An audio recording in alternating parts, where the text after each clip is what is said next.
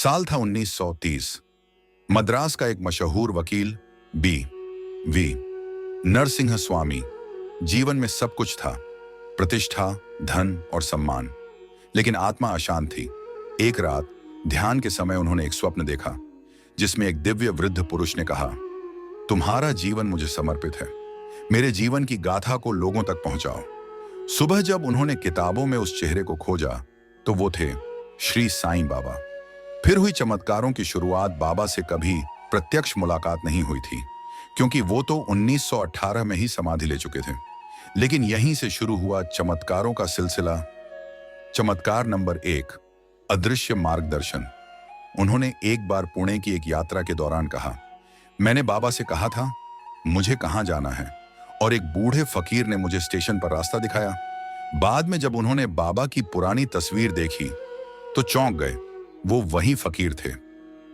चमत्कार नंबर 2, किताब छपने से पहले बाबा ने दी मंजूरी। लाइफ ऑफ साईं बाबा किताब पूरी हो चुकी थी, लेकिन स्वामी जी संशय में थे, छापें या नहीं। उसी रात उन्हें स्वप्न में बाबा ने दर्शन दिए और कहा, इससे सच्चाई फैलेगी, इसे लोगों तक पहुंचाओ। अगले दिन उन्होंने बिना देरी के किताब छपवा दी और वो किताब आज साईं साहित्य की सबसे महत्वपूर्ण कृति मानी जाती है। चमत्कार।